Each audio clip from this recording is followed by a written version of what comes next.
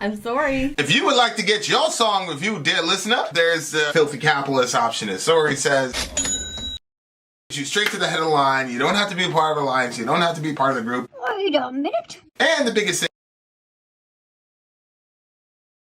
up right in front of everybody. 125 gets you there. You do that 3 times and you get mashed down to the $75 rate for perpetuity. Yes! Also, there is a band review option.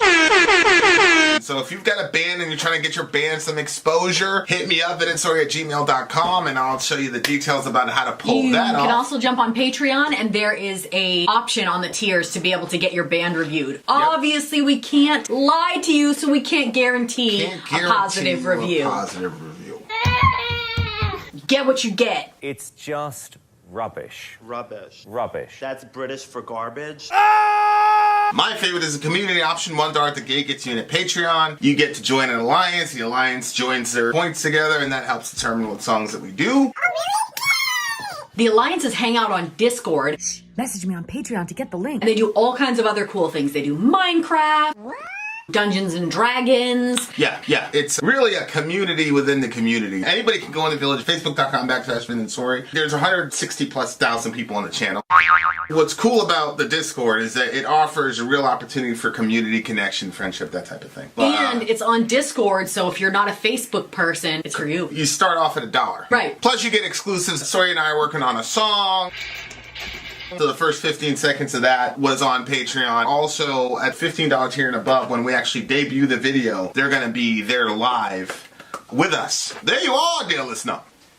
Buy our merch. Buy our merch indeed. Merch. The child shall lead them. Yes. Okay, y'all. We got a mega stream coming up on the way. This is the Agents of Ambitus or Ambitus. I am not sure how to do that. This is the stream is the agent's favorites from this year. So as you can see there, boom. And that's why they have that logo, the 2021 thing. Correcto, Cool. correcto, Okay.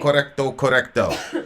The first song, well, the first band we're listening to is a band called Deafheaven, which is an interesting name for a band considering we're music and that's where you hear it, is the ear gate. But Deafheaven is the name of the band. The name of this song is a pretty interesting song. It's Giant Great Mass of Color. Yes, Great Mass of Color. But this was for the big homie Negative Vibes. Yes, so Negative Vibes picks this one, so let's see what Negative Vibes it's his first. Okay, having said that, dear listener, here we go. Deafheaven. Oh, wait a minute, hold on. Introduction. The Agents of Ambitus, I don't know. Present 2021 in review. Our goal was to introduce you to some of the highlights of the year for 2021 from bands you may have never even heard from before. We endeavored to pick bands that never have been reviewed by Vin and Sori. This is not necessarily a best of list of songs released in 2021, but this is some of the music we loved this year, and we wanted to share it with the village. See there? That's the 2021. Yeah, cool. That's the Angels of Ambitus. Ambitus. Okay, but is it Bitus or Bitus? I think it's Bitus. Okay. Having said that, dear listener, we have the songs, we have the lyrics. The time has arrived. Let's go. Go. Great Mass of Color. Let's go.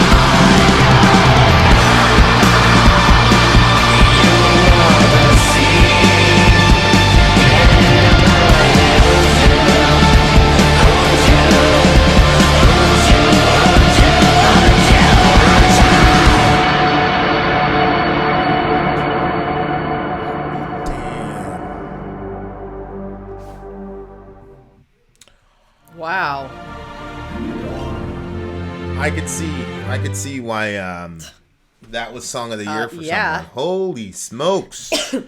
Negative Vibes. Wow, that was a good one. That was his song of the year. Well, no, they didn't say song of the year. Remember, it's just what they enjoyed this year a lot. Oh. But but they picked them not because they were the best of the year, because they were trying to pick bands we'd never heard of before. Okay. And wow, that goes I in. love There's that a certain style. yes. I was gonna say there's a certain bucket of songs that you have that is like this, and it goes in that bucket, Yeah. right? You talking about me specifically? You specifically, yeah. You're right. Yeah. You're completely right. You get in This is one certain of 'em. moods, and you play certain music with your moods. Yep. And this is definitely this one is of them. one for of sure. those. Yeah, for you Yeah. for sure. It usually works out for you when I'm in a mood to listen to shit like this, though. You know what I'm saying? I do. So, it's definitely up there of one of his favorites of the year. Quiet as a cradle, I laid in a middle night drift, spinning, hissing at the moon, conjured up the flowers to fix my impression of the gloom. I liked that because it sounded like, maybe everything seemed so dark, and like life is so much about choices, and we can choose to be very miserable or we can choose to be happy, and circumstances are what they are. And like I was really trying to have a good day today, and it's like, I told you I got up early. The shower wasn't working because they were changing the hot water tank, and so that kind of set me off because I'm like, then anyway, I was downstairs, I was cooking my breakfast, and I literally dropped I don't know how it happened, dropped an entire egg on my sock foot. So then it seeped into the sock. Foot? Yeah, it wasn't like just a bare foot. One foot had a sock, one didn't? No, it was that my foot had a sock on it, and when I dropped the egg on it, the egg seeped into my sock. Oh, I see. And I think like everybody else, we hate wet socks, but like the idea of salmonella sinking into my sock and I couldn't take a shower was not good for me. But I was like, okay, I started getting a little frustrated. I'm like, no, I'm just going to let that one go. And then like right after that, I reached for the butter, and like it like fell on me. It fell all over my shirt. I was like,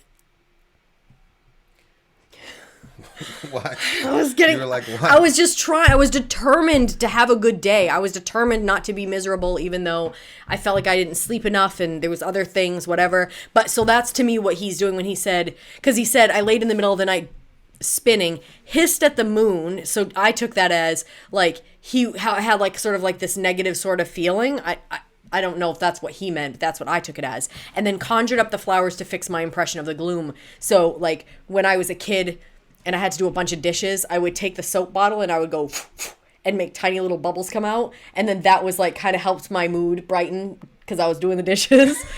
So I was like trying to find different things like that, So it reminded you of that. Yeah. Yeah.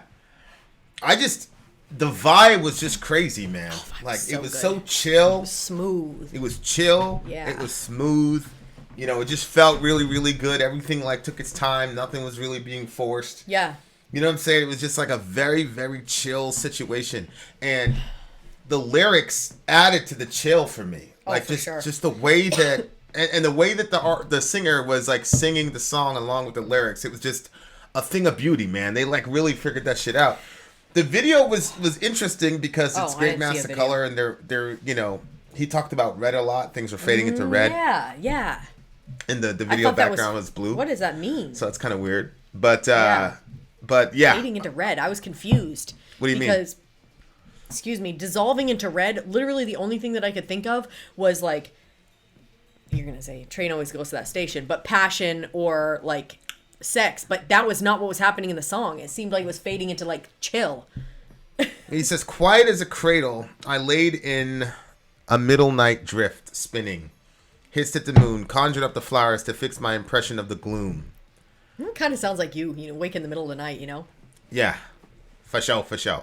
I feel them all, great mass of color, flooded in my bed. I feel them all, big mass of color, flooded in my bed. Those dissolving are the flowers? into red. Those are the flowers? Yeah, maybe.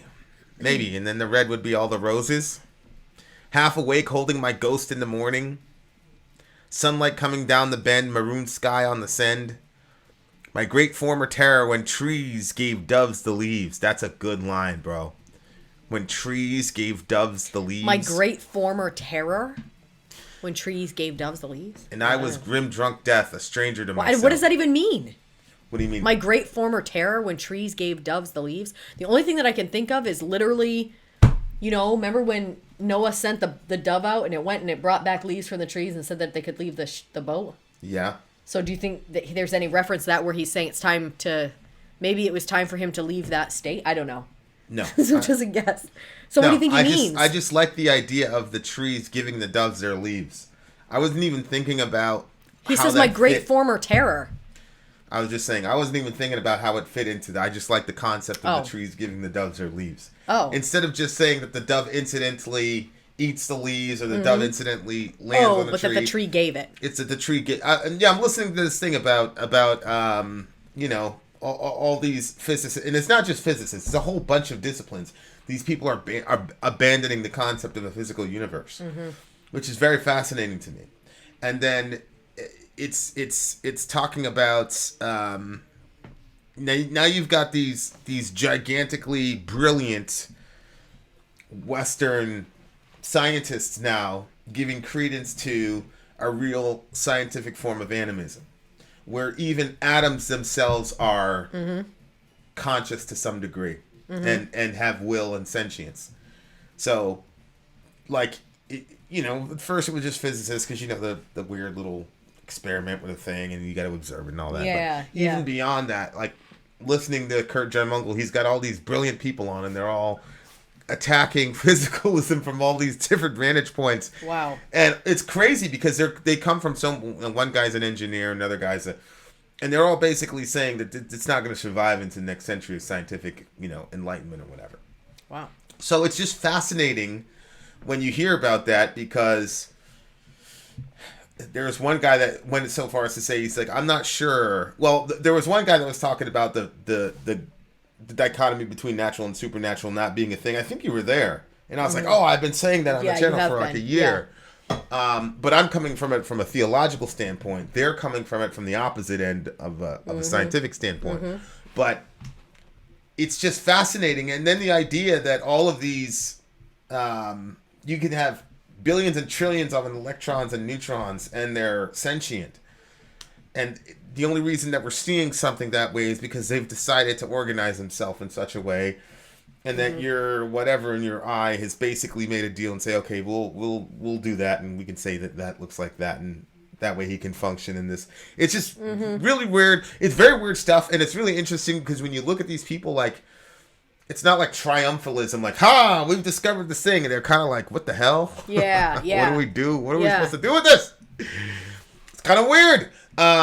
So anyway, when it talks about the trees giving the doves their leaves, that's what popped into my head. I was like, wow, that's the cooperative nature of not nature, but the cooperative nature of reality itself is basically so many things have to go together to accomplish what we call reality in the first place.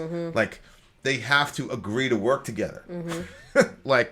It's just crazy to me. And, you say, that randomly happens. That's fine. Okay, look, you say, the majority report is that atoms are not sentient. Atoms don't know anything. I don't know how we could possibly know that atoms don't know anything. There's a lot of things that how I'm could you how know could you that? know that? We don't even know the nature of what consciousness is. Right. But anyway, so I'm looking at this and he's talking about, sunlight coming down the bend, maroon sky on the mend, my great former terror when trees gave doves the leaves, and I was grim drunk death, a stranger to myself. I feel them all, great mass of color, flooded in my bed. I feel them all, great mass of color, flooded in my bed, dissolving into red. Do I need this affection? Do you? Do you need this confusion? Do you? Is that the flowers talking back to him? I don't know. I think he's talking about his girl here to some degree, right? Because he says he woke up beside his ghost or something like that. Remember that line? Yeah, but I just thought that was I thought that he was having in-body, out-of-body experiences, half awake, holding my ghost in the morning. And the experience that he's having with the flowers, and I just thought it was just. And he says, he said something in here about. Damn it, what was it? Says what? I can't remember. Just make it up. Go ahead. No, I can't remember even. As soon as I was saying it, I got thinking. I was picturing someone in a bed with flowers and all of that stuff. And then like, remember that we watched that? It was really a very scary movie to me. It was a little too graphic for me, but there was that Midsummer's Eve or something like that. Midsummer something or other. Midsummer Night's Eve. That Shakespeare thing? Well, no. This was a movie. We went to the theater and it was like very gory. People like joined this cult thing and... Oh, Midsummer. Yeah. That was the name. It was Midsummer. Yeah. Okay, that. Yeah. And remember like everything was like, when they took the stuff like that, all of a sudden the leaves were like talking to them or something, you know, like everything was like getting animated. Like they ingested that thingamajiggy. Yeah, that's what I was picturing. Oh no, he said something right here. Can I accept I'm real? And that to me was heartwarming film. Oh my God. It's a very heartwarming film. For sure. I felt like a traumatized child when I was watching it, to be honest with you. It was way too gory for me. I don't like gore. So it was just, there was like a couple of them like throughout your life that you're like, I should have never seen that. That was one of them I should have never seen. For so many reasons. Tracy goes, this isn't like any physics I've learned. This must be bullshit. or maybe the physics you learned is outdated. Right. It's time to modernize. So can I accept I'm real? To me, that was like, you know, the moment that you have multiple times throughout your life, or I guess everybody does, where you contend with your own consciousness, and it's like a weird experience. It's an extremely weird experience. Yeah, and so then he says, "Can I accept I'm real?" Like, and I thought that to me, it wasn't about him and another person. Surprise, surprise. I was just picturing him, the experiences that he was having, and then he had.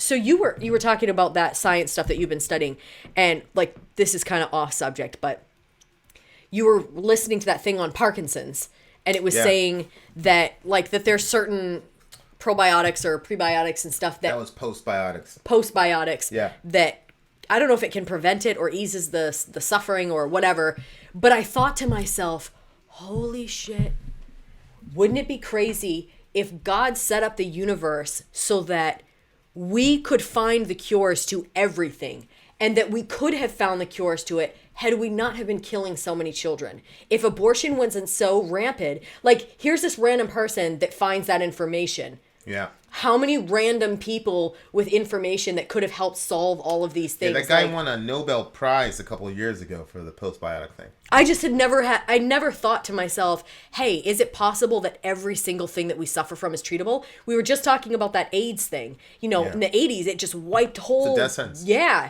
And now people are living with it. Yeah, I mean, it's not a walk in the park, but yeah. I mean, but it's not like it was. And if COVID would have hit 100 years ago, it would have killed... Oh my gosh. Probably 20, 30 times more the amount of people that it's killed now. Absolutely. Yeah. So, I mean, can I accept that I'm real? Is that what you got from it? Yeah, well, yeah, that question is such a fascinating question. Yeah. Because, you know, Jung was the first time, there's like a little 5-minute clip on YouTube. I wish I could find it. This is like this 5-minute clip on YouTube where Jung talks about, I guess he was walking home from school or walking to school, and it hit him that he existed and that he was real, and it terrified him. And I remember where I was when that whole thing happened, and I was I don't want to say equally as terrified because I'm not in his, I didn't have his conscious experience because I'm not yet a panpsychist. Who knows? But like, it's a very terrifying thing, man. It always makes me feel like I'm falling backwards into a hole. Yeah. Of something so ginormous I can't even process or comprehend it. Yeah. But I've never heard it described that way, like the way you said it, where you said you were contending with your own consciousness, and I think that's a brilliant way to put it. Contending with your own consciousness. I was listening to a guy debating Bernardo Kastrup yesterday, and you know Kastrup is a pure idealist. So I think I'm probably a combination of some idealism and physicalism. You know, I do think that there's got to, not necessarily, well, probably because Christianity makes such an emphasis on the physical bodily resurrection. And so then you say matter does exist. From that point, I'm not going to go all the way and say matter doesn't exist at all, which I'm pretty sure Kastrup does. But so like we were, you know, you have combinations of idealism and physicalism, and then you have, you know, the modern age, which is pure physicalism, and then you've got Kastrup, who's a idealist, which doesn't believe any of this shit is any physical matter at all is real at all. Wow. So the guy says, I'm conscious, but I'm not conscious of my consciousness because I use my consciousness to gauge everything. So you can't, because of that, you cannot step outside of your own consciousness. Right. So I didn't listen to what Kastrup said because I had pulled into the parking lot, so I stopped it. Oh. But I'll finish afterwards when I'm done with the day. But, like, yeah, that's a very, very, very, very interesting way to put it. Yeah. Which is, I'm conscious, but I'm not conscious of my consciousness. So, anyway, when he says, can I accept that I'm real, that jumped out to me, probably for the same reason it jumped out to you, because I think consciousness has been the theme of the year, right? Like, there probably hasn't been a week that has gone by where we haven't had some discussion about consciousness and all the rest of it. Yeah. Right? Mm-hmm. But I just really enjoy... And I think that when we have 6 kids, so, like, all the individual consciousnesses is so interesting, and they're all so unique. And they all have different ways that, like, can get under your skin, but they all have different ways that'll make you be like, oh my God. Like, they're unbelievable. This is unbelievable. Yeah. No, it's the fact that we just take consciousness for granted, and many of us don't even think through, you know, it's really amazing. It's amazing to really sit and be and, you know, meditating, you know, I've been doing a little bit of meditating at night, and it's extremely difficult, but if you can get... Oh, really? If you can get into that zone, it's a pretty cool experience. I don't think I've ever gotten in that zone other than in prayer or in worship. It's super easy for me to slip in there like that. No problem. True. But not, what are you trying to do? I don't understand.